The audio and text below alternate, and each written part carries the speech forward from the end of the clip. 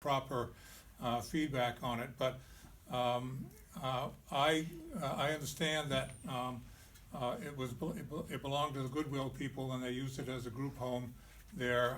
It's right up here on Main Street at 190, almost directly across the street from the turnoff to the fire department. And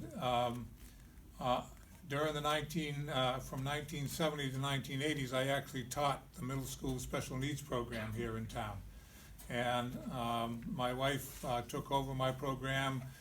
They had a cutback in the budget that year, and I was transitioning over into art because I'm one of those guys that has more initials at the end of his name than he wants to admit to. But so I ended up finishing my teaching career over in Livermore Falls. But we, at one point, our kids both went through the school system, and we lived up on what was then, before the renumbering, at 84 Main Street, which was just above Dr. Freeman's house, the dentist, going up the hill.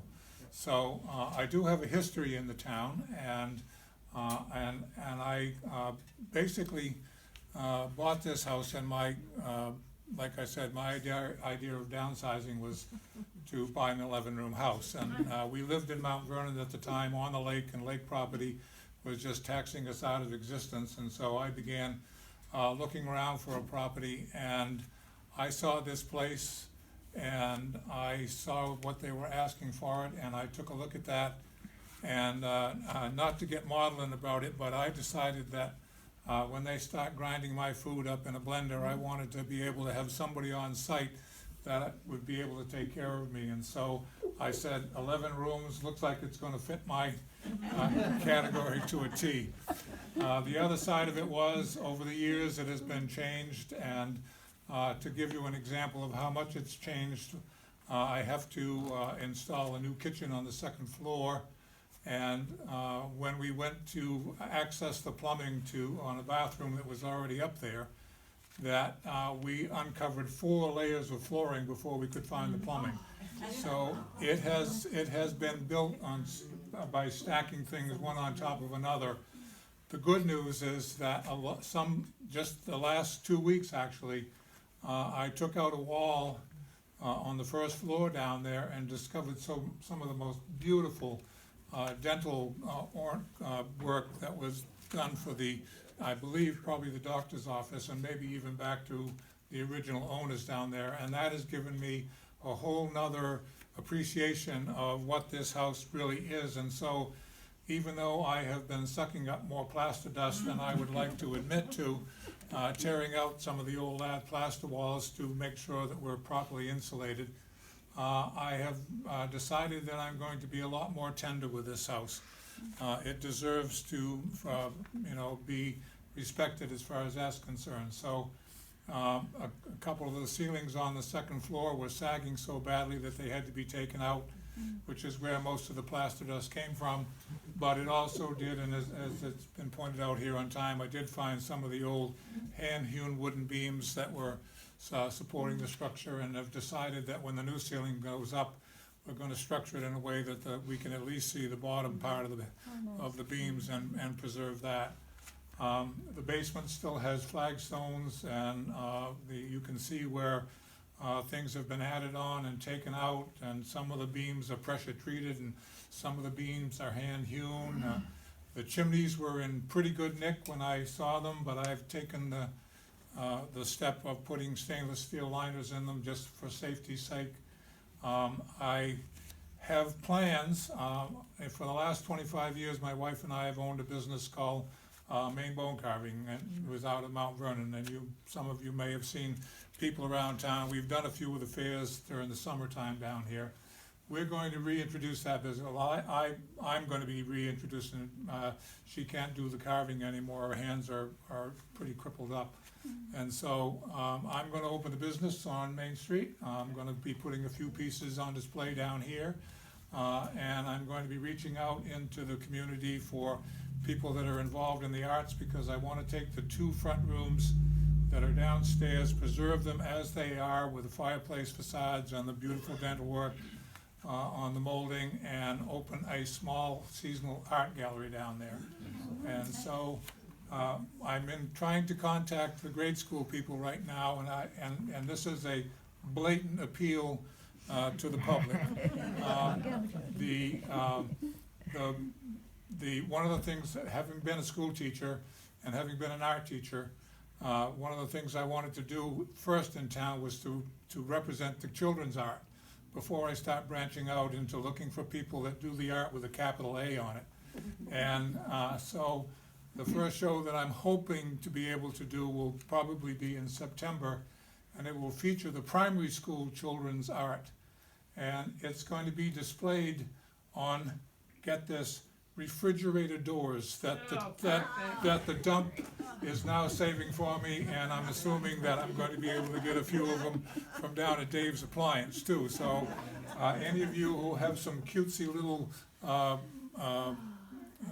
magnetic things they want to donate to the cause, you know, I want to hang those kids up, and then I want to do something with the middle school kids, and then and I'm one of these people that migrates in the wintertime. I actually own a home in New Zealand, have family down there. And so when we come back in the spring, I'll do a graduation show for the students at the high school. So, and then after that, I'll begin branching out to some of the more people that do the fine arts and the crafts. I'm on both levels of it. One of the first people that's committed to doing something for me is a member of the Blanchard family, Richard Blanchard, who is on the West Coast.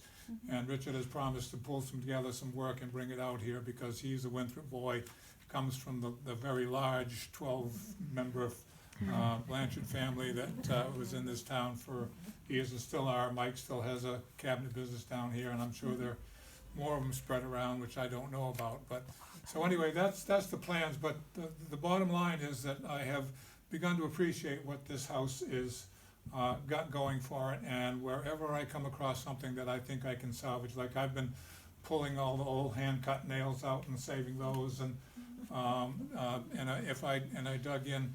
I will tell you that when the part that has a dentine on it that I was working on, and this will give you an idea about my weird sense of humor.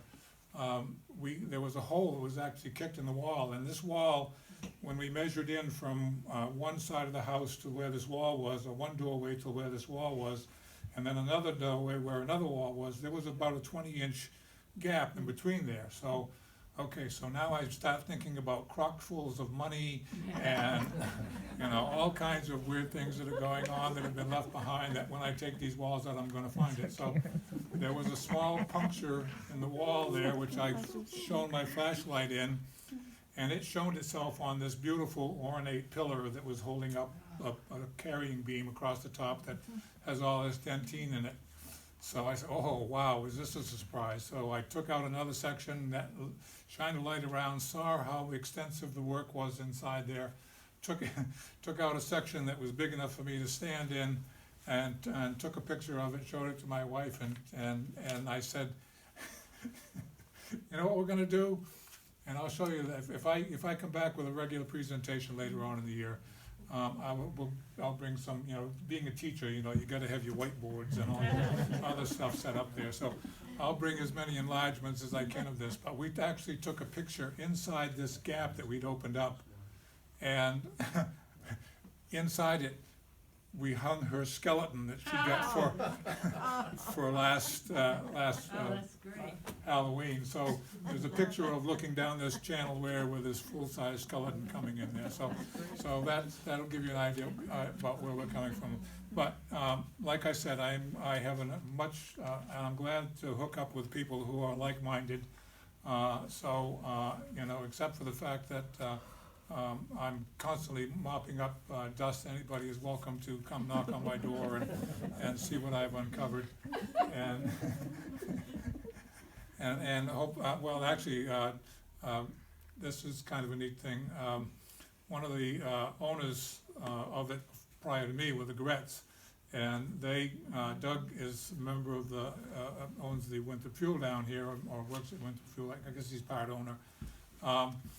Came up to tell me how difficult it was going to be to remove some new heating elements that had been put in and were going to get in the way of what I wanted to do with the thing without damaging the building. And he told me, I used to live here, and I said, really? And so I took him upstairs and showed him all the demolition that I had started. I work in progress, as they say, and and he took me to what used to be his bedroom, and he pointed to these little dots on the ceiling where he used to stick these little fluorescent stars up so he could look at the stars at night up there. So that was a real treat for me, you know, just to be able to talk to somebody who had been in the house. So I suspect that the Gretz and I are gonna become, I'll either become a pest or we'll become good reacquaintance, and we'll get some more of their history that we can fold into this whole thing. So at the end of the season, or, you know, at the end of the summer, as I dig more information out and can get more into the kind of archival stuff, which this young lady here has proven to be a source that I am definitely gonna go to.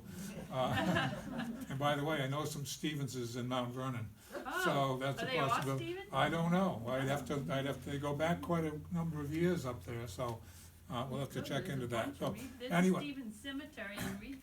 Yeah, okay, yeah, and, yeah, they were part of the whole Mount Vernon structure out there. They were, you know, selectmen, and anyway, he was a Mason, and so there might be some connections in there someplace worth looking into, but probably not.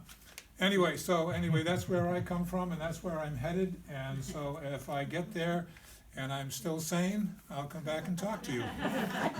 Thank you, George.